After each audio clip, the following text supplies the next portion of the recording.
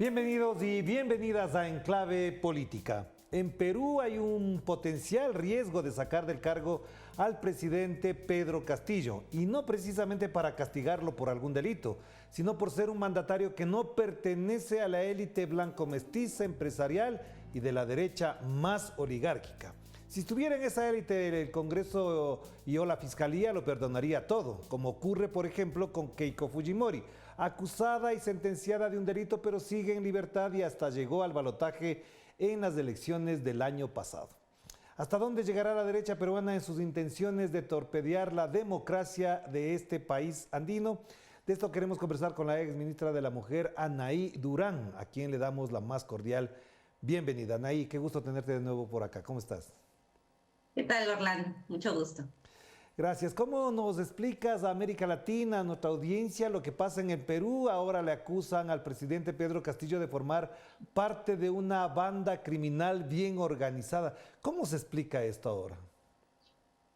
Bueno, esto se explica efectivamente, como tú lo has dicho, en la negativa de la élite a aceptar a este gobierno legítimamente electo como un gobierno constitucional que debe cumplir los 5 años en el marco de lo que todavía marca la Constitución vigente, ¿no? Lo vimos desde el día 1, apenas se proclamó al presidente, estos grupos dijeron que había un fraude, intentaron ir a instancias internacionales, hicieron una comisión en el Congreso, impugnaron votos. O sea, ya tenían esa posición negacionista y de rechazo, ¿no? Luego siguieron con los pedidos de vacancia, apenas 2 meses en el cargo ya había un pedido de vacancia, ¿no? Atrincherados además en el Parlamento. Y luego, bueno, han seguido también por la vía judicial. Yo creo que estos grupos golpistas, como decimos aquí, que desconocen la legalidad democrática, han ido ensayando diversos frentes. Empezaron con este del fraude electoral, luego siguieron con estos de la vacancia por incapacidad moral, una figura totalmente ambigua, y luego han tenido también a la Fiscalía, muy operativa, muy activa en este caso, para poder también abrir este frente judicial que les da cierta legalidad a estos ansias de destituyentes. Eso sí, digo, cierta legalidad porque están yendo contra lo que dice la misma Constitución que defienden. El artículo 117 de la Constitución es muy claro en decir que no se puede acusar al jefe de Estado salvo por 4 puntos muy restringidos, ¿no? Pero bueno, eso no ha interesado. La fiscal el lunes presentó la denuncia ante el Congreso y ahora estamos a la expectativa de lo que pueda hacer efectivamente el Congreso, ¿no? Claro, Nay, pero esto objetivamente reproduce lo que, por ejemplo, ya en el Ecuador hicieron con Rafael Correa Delgado, con Jorge Glass, lo mismo están haciendo con Cristina Fernández de Kirchner en la Argentina. Es decir, ¿no les sorprende a los peruanos o por el contrario, esto constituye una novedad dentro de la lógica política donde por muchas décadas ha gobernado la derecha peruana? Efectivamente, gobernaba la derecha y la derecha venía con su fiscal bajo el brazo, como decimos acá, ¿no? O sea, llegaba Alan García al poder y la fiscal de la nación era obviamente una llegada al círculo aprista que interpretaba, como dice bien claramente la Constitución, que no se puede investigar ni acusar a un presidente en funciones. A este señor nunca lo acusaron, a Ollanta tampoco. Entonces había esta convivencia entre poder político y poderes judiciales, fiscalía, para poder llevar, digamos, cierto desenvolvimiento. ¿Qué pasa ahora? Pues efectivamente viene Pedro Castillo, un presidente que no es de las élites ni de estos grupos de poder, y empieza a operar esta maquinaria que ya se había instalado. El Poder Judicial lamentablemente fue intervenido por Fujimori, el Ministerio Público también, y desde entonces ha habido esta situación, ¿no? De convivencia entre poder político, poder judicial, ejecutivo, Congreso, que permitió a estos 4 presidentes, todos acusados por escándalos millonarios de corrupción, tener impunidad. ¿Y qué pasa ahora? Que en apenas 3 meses este grupo especial de fiscales contra la corrupción en el poder han armado un caso en base a denuncias periodísticas, dichos, dimes, diretes, en el cual el jefe de una organización criminal ya es el presidente y debe ser destituido. Entonces sí es un caso bastante grave de judicialización de la política, un lawfare como se conoce en América Latina, y bueno, estamos ahorita en este momento, ¿no? Claro, pero ahí hay condiciones, se han dado las condiciones, quizás una de ellas podría ser la debilidad del propio presidente al no tener una fortaleza política, un movimiento social que lo respalde y por supuesto también una debilidad en el Congreso. ¿Esas condiciones le dan ciertas garantías y ciertas oportunidades a la derecha para conseguir el objetivo que se han propuesto? Sí, por supuesto, el presidente Castillo llegó ya con una correlación bastante precaria, ¿no? Es la primera vez que se presentaba a las elecciones, un partido además bastante sectario como fue Perú Libre, que se rehusó a hacer una alianza más amplia entre las izquierdas y los progresismos, y bueno, un presidente también que prefirió gobernar con este círculo de allegados suyos, ¿no? De su tierra, de su provincia, en fin, y que terminó pues también en esta situación difícil, ¿no? Complicada, con algunos colaboradores sí probablemente involucrados en hechos de corrupción, etcétera, ¿no? Entonces sí creo que también es parte de esta misma debilidad, de este mismo momento de entrampamiento.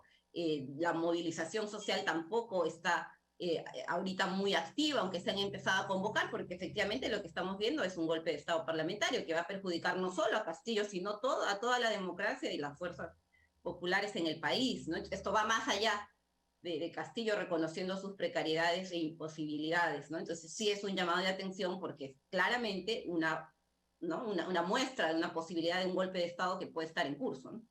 Claro, pero ahí en las últimas semanas le hemos visto al presidente mucho más activo, participando en mítines, recibiendo respaldos de algunos grupos. Estuvo, por ejemplo, si no me equivoco, el fin de semana en Ayacucho, se le notó, digamos, más empoderado en el rol, en el personaje de un líder popular que se manifiesta en las calles, que habla con la gente. Esto no se lo veía antes y ahora te pregunto, ¿le da resultado? Efectivamente va creciendo un respaldo popular, sobre todo de sectores efectivamente sociales que han sido no necesariamente allegados a los grupos mafiosos de Perú.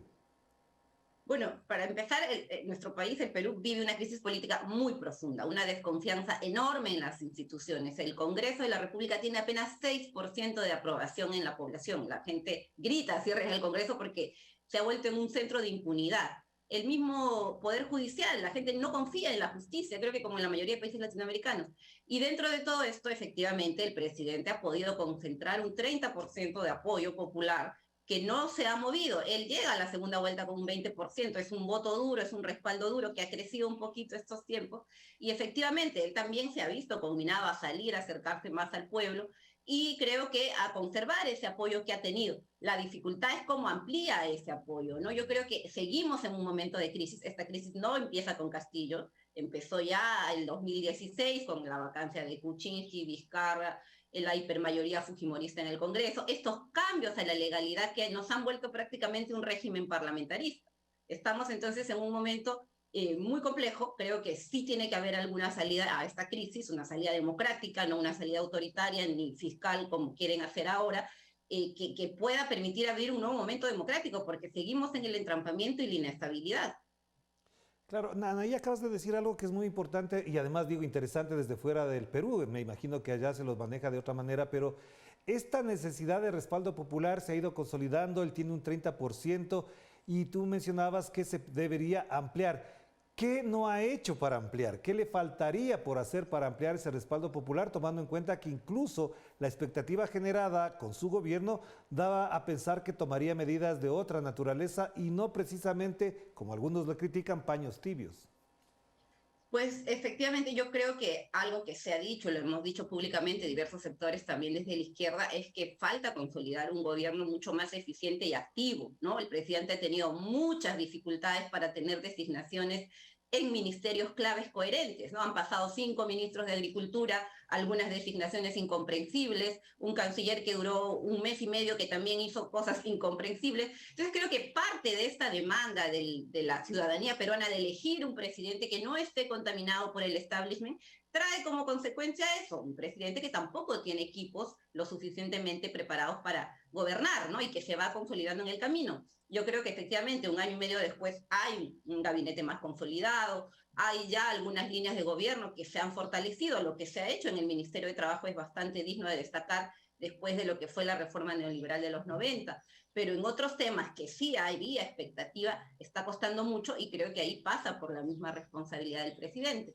Entonces creo que todavía eso está pendiente, más bien creo que hay que resaltar que estos sectores populares rurales, los más excluidos, no han perdido esa fe y siguen todavía a la expectativa. Y yo creo que van a seguir, incluso más allá de lo que pase con Castillo, ¿no? Esta demanda de cambio, de transformación de la sociedad peruana sigue vigente.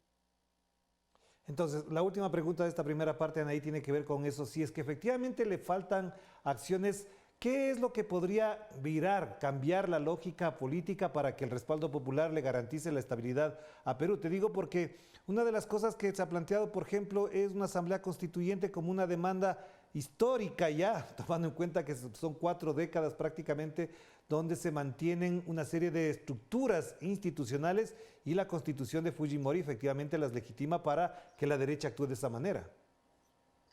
Yo creo que lo que está haciendo falta tanto de parte del Ejecutivo como también de la ciudadanía, de las organizaciones sociales, es justamente poder activar este elemento clave que es la movilización ciudadana y la respuesta a esta arremetida de las élites que están avanzando desde los poderes constituidos y deslegitimados para ir contra la voluntad popular. Yo creo que ahí sí los peruanos, las organizaciones sociales, los que creemos en la democracia, tenemos que tener una situación mucho más proactiva, porque efectivamente el presidente presentó una reforma, una propuesta de reforma de la Constitución para una asamblea constituyente que fue vetada en el Congreso, porque lamentablemente el Congreso se ha ido volviendo un hiperpoder, ¿no? Entonces todo está pasando por ahí. Entonces, ¿cómo hacemos para salir de esa trampa en la que nos están metiendo? Y eso pasa también por activar iniciativas ciudadanas. Se están juntando firmas para un referéndum por la Asamblea Constituyente, se están convocando también a movilizaciones. Yo creo que en tanto también la ciudadanía asuma un protagonismo, va a haber más margen de juego y no solo estas estrategias de leguleyadas y acusaciones fiscales que están entrampando ahorita la crisis política, ¿no? Hagamos una pausa, Anaí, para volver sobre efectivamente este escenario que se podría abrir, estas condiciones que están dadas en el Perú para una transformación ni siquiera revolucionaria, sino una transformación que garantice estabilidad, al menos en el Perú. Vamos a la pausa.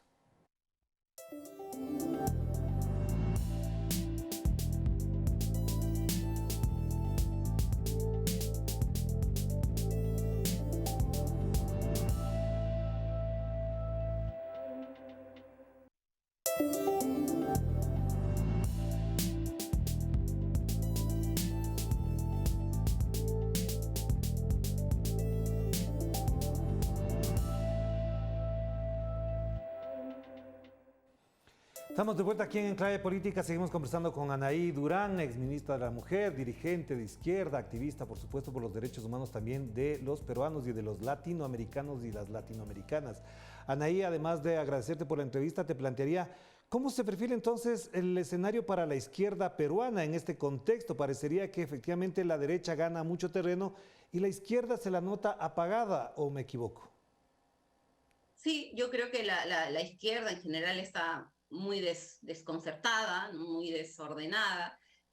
Creo que más bien hay un sentir popular de rechazo al establishment y una desconexión fuerte de los sectores populares con las izquierdas actualmente existentes, ¿no? Yo creo que ese es algo que se vio en las elecciones regionales que tuvimos hace 2 semanas, ¿no? Donde la mayoría de partidos y agrupaciones que fueron elegidas fueron más bien grupos regionales, ¿no? Los partidos de izquierda nacional, que en este momento son 2, Perú Libre, Juntos por el Perú, tuvieron resultados muy mínimos, ¿no? Entonces, ¿qué está jugando ahorita en los sectores populares que quieren representación, que quieren cambios, ¿no? Y creo que ahí vamos a ver quizás surgir nuevas agrupaciones, nuevos actores, pero en medio de esta crisis política institucional, porque es una crisis básicamente de las instituciones, digamos, no hay un pueblo todavía movilizado por uno u otro lado, pero que se está jugando básicamente en el terreno de la institucionalidad.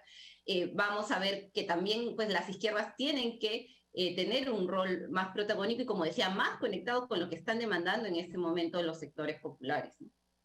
Claro, te planteo esta interrogante porque efectivamente percibimos que el Perú tiene, los peruanos, las peruanas tienen un presidente denominado y autodenominado progresista de izquierda, pero no se ve la movilización social que un presidente de esa naturaleza generaría por los dos ángulos. Uno es el de la calle, el de la concentración, y el otro es el de las ideas, porque una de las preocupaciones que nacen es qué tipo de propuesta ideológica, en el mejor sentido de la palabra, propuesta incluso de orden argumentativo en la parte social, tiene el presidente para la movilización de las ideas, de la gente, de la opinión pública, de la academia, de los universitarios, de los sectores que generan opinión.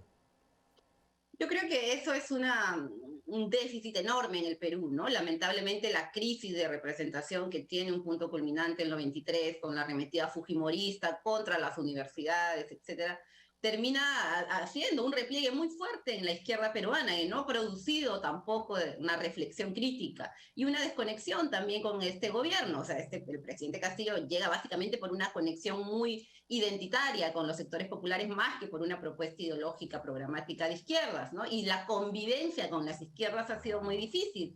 Hay partidos que abiertamente están en oposición ya al presidente, ¿no? Entonces creo que ha habido también una situación de las agrupaciones de izquierda de no poder ubicarse correctamente en este momento, o sea, de cómo apoyo, no apoyo, si es de izquierda o no es de izquierda, en unas discusiones un poco bizantinas que están por fuera de la movilización popular, que sí respalda a este gobierno en este momento, porque lo que viene además es la ultraderecha, que se ha fortalecido, se ha empoderado, ¿no? Entonces también es un momento en el cual hay que dirimir posiciones y poder tener claridad en algún tipo de unidad que nos permita respaldar esta democracia, ¿no? Como decía, finalmente aquí a la derecha peruana y a los grupos de poder que siempre negaron este gobierno, lo que les importa más que Castillo, que finalmente es una pieza más, es volver a retomar el poder del Estado y quedarse otros 30 años más haciendo las políticas neoliberales que hicieron ya desde Fujimori, ¿no? Y cerrar cualquier posibilidad de cambio. Entonces creo que hay que tener también una conciencia mayor de la crisis que se está viviendo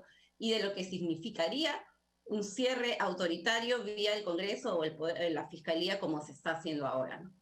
Claro, te mencionaba esto porque efectivamente cuando converso con uno que otro amigo del Perú, una de las cosas que les planteo, pues sí es la tierra de Mariátegui, donde se generaron una serie de consideraciones y conceptos de orden político, parecería que no se pueden aplicar ahora. Y en esa línea te pregunto, ¿lo percibes, lo miras al presidente Castillo empoderado del rol que tiene, tomando en cuenta que sus últimas declaraciones ante los medios internacionales incluso dijo que podría jugarse hasta la vida? ¿Crees que efectivamente está instalado en esa dimensión de incluso sacrificarse, pero no ceder? Yo creo que ha tomado conciencia del momento histórico que le ha tocado, ¿no? Creo que además, bueno, él viene de una tradición sindical, ¿no? Ha sido dirigente del magisterio, entonces sí tiene esta tradición de lucha, digamos, más por vivencia y trayectoria sindical que por ideología y formación académica, que sí lo hace ponerse en este momento en un punto culminante, ya denunciando una nueva modalidad de golpe de Estado, que habían sido muy cuidadosos. Creo que ya el accionar de la Fiscalía no ha dejado mucho lugar a dudas, ¿no? Hay un direccionamiento político y hay una estrategia política coordinada entre distintos grupos de poder en el Congreso, en la Fiscalía, en la CONFIEP, los sectores empresariales, para poder retomar el poder para estos grupos, ¿no? Entonces yo creo que sí, esa reacción del presidente y además un llamado a la movilización ciudadana que también ha hecho el gabinete, creo que es parte de ya asumir que estamos en un momento bastante culminante de la crisis y que la salida puede ser, lamentablemente, un repliegue muy fuerte para todo este sector progresista y un empoderamiento de los grupos más radicales de la derecha peruana que están desesperados por retomar el poder, ¿no? Y en esa misma dimensión, ¿crees que es posible, por ejemplo, una rearticulación de estos sectores alrededor de la figura del presidente? Tú mismo formaste parte del gabinete, ¿crees que efectivamente se le tiene que respaldar y participar de nuevo en esa búsqueda no solamente de estabilidad, sino también de consolidar el proceso por el cual llegó a la presidencia? Yo creo que efectivamente es momento y creo que están habiendo iniciativas para poder armar una coalición en defensa de la democracia, ¿no? Porque aquí se trata de defender justamente el ordenamiento democrático y avanzar en una salida que incluya a la población, a la ciudadanía, ¿no? Cualquier salida que ahorita se quede en el Congreso, en un Congreso de 6% de aprobación, deslegitimado, etcétera, no va a ser legítima y va a generar más inestabilidad. Entonces sí creo que es momento de abrir una coalición, creo que esto se está anunciando también, entre las diferentes organizaciones sociales, políticas, ciudadanos que quieran respetar el orden democrático finalmente, ¿no? Y no estar buscando estas maniobras e imposiciones que lo que quieren hacer es, como digo, adueñarse el poder sin pasar por las elecciones, porque las elecciones se van a convocar en 2026 y todos estos grupos que perdieron podrían volver a postular. Lo que pasa es que saben que van a volver a perder probablemente, ¿no? O dar la voz en un referéndum por la Constitución, que es algo que se niegan, porque también saben que van a perder y que se va a abrir un proceso constituyente. Entonces estamos en un momento de mucho entrampamiento y yo sí creo que la salida en ese momento es tener esta unidad en la acción en defensa de la democracia, asumiendo el riesgo que es el que sectores ultraconservadores, reaccionarios, abiertamente antiderechos en muchos sentidos, retomen totalmente el control del Estado, ¿no? Claro, y en esa perspectiva también para ir cerrando la entrevista, Anaí, en el contexto internacional, ¿crees que hay condiciones como para recibir respaldo, garantías de que una ruptura democrática o algo por el estilo, que es lo que está planteando desde la Fiscalía y el Congreso, puedan no tener reconocimiento internacional? Te digo esto porque ya en el contexto latinoamericano hay otra correlación de fuerzas, lo único que queda prácticamente de la derecha más neoliberal es Lazo en el Ecuador, el señor presidente Abdo Benítez en Paraguay y Lacalle Pou en Uruguay. ¿Crees que hay condiciones internacionales para impedir una ruptura democrática en el Perú? Yo creo que no las hay, efectivamente, hay un escenario mucho más democrático, incluso progresista, ¿no? Con gobiernos abiertamente progresistas como en Colombia, quizá en Chile, pero creo que también a estos grupos no les interesa mucho la formalidad, por eso han ido avanzando, cuidando ciertas revestiduras legales, ¿no? Por ejemplo, la fiscal ampara su fallo inconstitucional en una convención internacional de la ONU, ¿no? Que no es vinculante a nivel estatal. Entonces, sí creo que si bien el escenario no es el favorable para este tipo de acciones antidemocráticas y sí habría un rechazo en la comunidad internacional, creo que también a estos sectores eso ahorita no es su principal preocupación, ¿no? Ya hemos visto que han violentado la misma constitución que dicen defender, entonces creo que eso tampoco los va a frenar, ¿no? Y que más bien luego, una vez ya sobre hechos consumados, seguramente tratarían de presentar el asunto como algo legal, jurídicamente viable, etcétera. Entonces sí creo que es muy, muy preocupante y sí creo que por eso mismo debe llamar mucho la atención también de la comunidad internacional lo que está pasando en Perú para poder tener este respaldo a la democracia, ¿no? Finalmente de eso se trata, de que no se vulnere el orden democrático ni la voluntad popular. Y para cerrar entonces una pregunta que no tiene que ver estrictamente con el Perú, pero en el contexto latinoamericano, ¿cómo miras el panorama latinoamericano? Se acercan las elecciones en Brasil, hay buenas posibilidades de que Ignacio Lula da Silva gane la segunda vuelta el 30 de octubre. Y en esta perspectiva, ¿cómo ves el panorama latinoamericano considerando que tu figura, tu voz, tu presencia internacional también es importante en la generación de opinión alrededor del proceso que vivimos y sobre todo considerando que prácticamente estamos a puertas de una posible incluso guerra nuclear? Sí, yo creo que es fundamental que en este momento se consoliden estas opciones latinoamericanistas, soberanas, que nos hagan tener una voz propia en este contexto mundial tan complejo.